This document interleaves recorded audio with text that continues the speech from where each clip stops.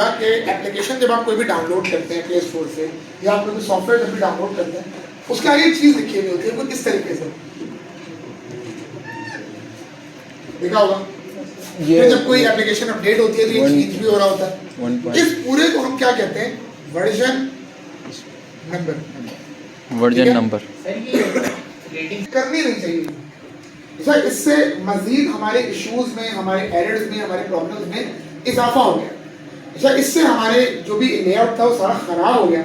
अब पहला प्रॉब्लम क्या है, उसको रिवाइट करना है, उसको वापस लेकर आना है। फॉर एग्जाम्पल आपने एक एप्लीकेशन बनाई, आपके प्रोजेक्ट की बात करते हैं, आपने 12 जुलाई को लेट्स से वर्जन 1 रिलीज किया, आपने लेट्स से 14 जुलाई को वर्जन 2 रिलीज किया और 16 जुलाई को आपने वर्जन नंबर 3 रिलीज किया। वर्जन नंबर्स और कुछ नहीं। इसका मतलब क्या है, यहाँ पर भी कुछ काम हुआ होगा, यहाँ पर आपने कुछ चेंजेस किए होंगे और दोबारा आपने यहाँ पर कुछ चेंजेस किए। चेंजेस का बराबर फॉर एग्जांपल लेआउट चेंज कर दिया होगा, कोई कोड की लाइन चेंज कर दी होगी, कोई भी ऐसा। उससे भी पूरा वर्जन नंबर चेंज हो जाता है। हाँ, पूरा नहीं होता। वो बताता हूँ ये 3 डॉट्स क्यों आ रहे हैं और आता हूँ उसको। अभी पहले इतना समझ लें, ठीक है, पहले वर्जन कंट्रोल क्या है। अब फॉर एग्जांपल आपसे ये कहा गया भाई आप एक कंपनी में काम कर रहे हैं तो आपने एप्लीकेशन के 3 वर्जन निकाल दिए। आपका बॉस से कहता है यार ये तीसरा वर्जन तुमने जो बनाया है उसमें गड़बड़ है, ऐसा करो जो दूसरा वर्जन था ना वापस ही लेकर आ जाओ। दूसरा सर उसका अब इशू क्या आएगा, आप कहोगे सर मैंने तो उसी फाइल में चेंज किया है, हुआ मैं रिवर्ट बैक तो कर नहीं सकता। सही है, बिल्कुल। अच्छा, इसके अलावा आप क्या करोगे, चलो आपने घर निकाला 3 वर्जन है भाई, ऐसा करता हूँ चेंजेस करने से पहले एक कॉपी बना लूंगा इस फोल्डर की।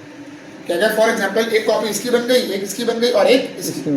अब अगर मेन कोड पे चेंज हो भी रहा है और मैनेजर या बॉस ही कहता है वर्जन 2 वापसी लेकर आ जाओ, मैं जो कॉपी बनाई थी फोल्डर तो मौजूद है, बिल्कुल उसको ले जाकर दे दूंगा भाई ये तो कहा थी 3 वर्जन की, सोचो 200 वर्जन दो सर 200 फाइल कैसे कॉपी करेंगे। अब उसी के ऊपर मैं लाना चाहता हूँ 200 वर्जन बन गए, नहीं 1000 बन गए, होते हैं फ्रेंड्स। गूगल क्रोम किसके पास है, उसका वर्जन 250 समथिंग चल रहा है। यस 250 समथिंग है, एक मिनट में दिखाते हैं क्या है इसका। अबाउट लिखा है, सेटिंग में ये रहा है। तो उसका वर्जन कौन सा आ रहा है, 200 नहीं आ रहा, इसका है 114। ठीक है 114। अब सोचो अगर मैं आपसे कहूँ 114 फोल्डर कॉपी करते हैं, ओ भाई पहले तो टाइम लगेगा, टाइम के अलावा उसकी नेमिंग क्या रखोगे, फिर जब कभी जरूरत पड़ेगी उसको तलाश करना अलग मसला, क्योंकि डेट टाइम तो है ही, पता नहीं लग रहा कब क्या काम हुआ था। फिर उसको मैनेज करना, मैनेजमेंट के अलावा तीसरी चीज क्या आएगी, स्टोरेज। जितनी कॉपियां बनाओगे वो आपके मेमोरी भी तो ऑक्यूपाई करेगी। इसी के लिए हमारे पास एक चीज आती है वर्जन कंट्रोल। ये 2 है, माइक्रोसॉफ्ट का जो अपना है उसका नाम है SVN। क्या है भाई, माइक्रोसॉफ्ट का अपना जो इसकी फुल फॉर्म क्या आपको लिखवाए थे, माइक्रोसॉफ्ट का माइक्रोसॉफ्ट SVN। SVN, हाँ सर ये सुना हुआ नाम। सब version based version control system या विजुअल SVN के नाम से इनका है। तो ये माइक्रोसॉफ्ट का अपना है, बट ये इतना ज़्यादा कॉमन नहीं है, इसको इतना ज़्यादा यूज नहीं किया जाता। जो मैक्सिमम तौर पे वर्जन कंट्रोल सिस्टम जो हम भी यहाँ पर यूज़ करेंगे वो हम यूज़ करेंगे गिट। अच्छा, 2 चीज़ें बोर्ड पे लिखी हुई, एक लिखा हुआ है गिट और एक लिखा हुआ है गिटहब, दोनों में डिफरेंस है। सही है, तो अभी ये मत समझ लीजिएगा कि गिट और गिटहब एक ही चीज़ है, दोनों में डिफरेंस है। टाइम टू टाइम इंशाल्लाह तमाम चीज़ों के ऊपर डील करना शुरू करेंगे। तो वर्जन कंट्रोल का बेसिकली काम क्या होता है कि ये आपकी तमाम चीज़ों का स्टोरेज बनाया होता है अपने पास क्लाउड पे। फॉर एग्जाम्पल आपने एक प्रोजेक्ट बनाया, उसके 100 वर्जन है, अब होगा क्या, आपको एंड टाइम पे जब आप सर्च करोगे नजर एक ही आएगा, कौन सा, लेटेस्ट वाला, लेकिन उसके अंदर आपके पास ये फंक्शनलिटी मौजूद है कि आप अपने पुराने या पिछले किसी भी वर्जन के कोड को दोबारा रिव्यू कर सकते हैं।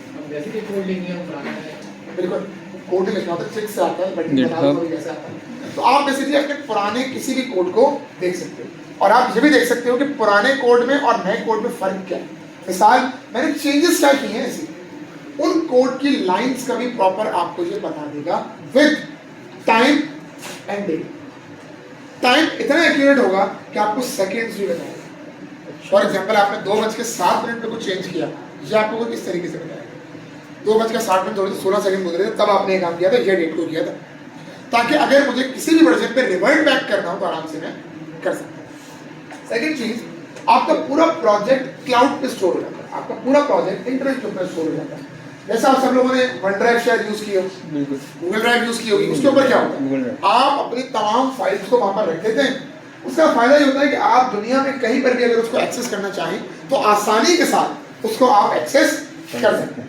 फॉर एग्जाम्पल आपने एक वर्ड फाइल बनाई, उसमें अपना सारा बायोडाटा या अपनी सीवी बना दी फॉर एग्जाम्पल, आपने उसको गूगल ड्राइव पर अपलोड कर दिया।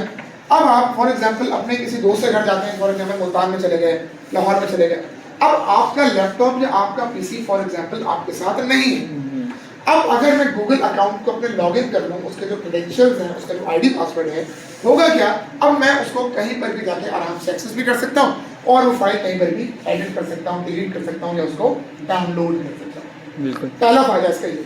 लेकिन गिट के ऊपर आप अपनी फाइल्स या अपने डॉक्यूमेंट को नहीं रखते, आप स्ट्रिक्टली अपने कोड को रखते हैं। काम जैसा क्या वर्जन कंट्रोल। अब वर्जन होंगे किस चीज के एक्चुअल में, कोड। अगर फॉर एग्जांपल एक एप्लीकेशन चल रही है, आप फोन के अंदर इंस्टाग्राम चलाते हो, आप व्हाट्सएप चलाते हो, एक्चुअल में इसके पीछे क्या है, कोड कोड। तो वर्जन मेंटेनिंग की जरूरत भी हमें किस चीज की पड़ती है, कोड कोड। यहाँ तक कोई Version सवाल पहले maintain। सर ये जो जी यूरोप का आपने बताया कि उसकी वर्जन आ गया 114। 1.4 आ गया। अब मेरा पहले 130 शायद आ गई, मैंने अपडेट नहीं किया था।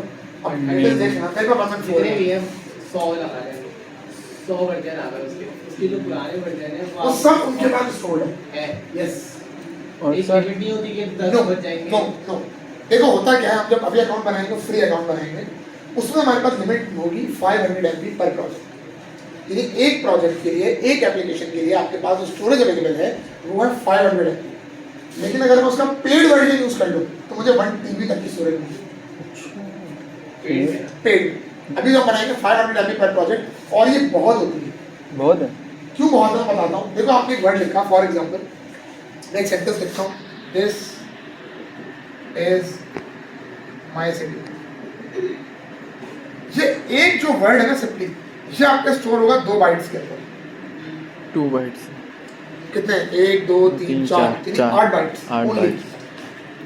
1 KB के अंदर भी ना, ये चीज पे लिखना है चाहो तो 1 KB के अंदर भी आपके 1024 बाइट्स होते हैं। आज का मामला पेटाबाइट तक पहुंचा हुआ है, TB तक।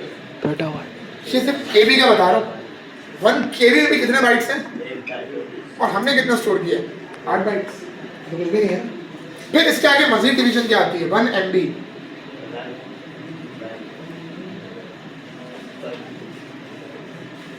ये इस तरीके से फॉर एग्जाम्पल अब बनाते हैं 1 GB।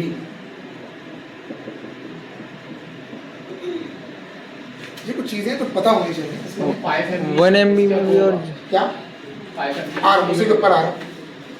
अब आगे चलते जाओ। अब अगर GB के बाद क्या आएगा, TB। TB 1 TB के अंदर GB होती है। देखो डाटा कितना ज्यादा बढ़ता चला जा रहा है। अब मेरे पास अगर मैं ये डाटा फिट करना चाह रहा हूँ 8 बाइट्स का, कहाँ पर आएगा, वो तो यही आएगा बेचारा। तो वहाँ के लिए 500 MB बहुत होगी, जब तक कि कोई आपको बड़ा प्रोजेक्ट ना डाले, फिर आपको पेड वर्जन की तरह जाना पड़ेगा। लेकिन फॉर लर्निंग पर्पज या फॉर एग्जाम्पल अगर आप फ्रीलांसिंग का काम कर रहे हैं या इस तरह का कोई काम कर रहे हैं, तो आपको पेड वर्जन की वहाँ पर कोई ज़रूरत नहीं पड़ेगी, बल्कि वहाँ पर आप अपने फ्री वर्जन के ऊपर भी काम कर सकते हैं।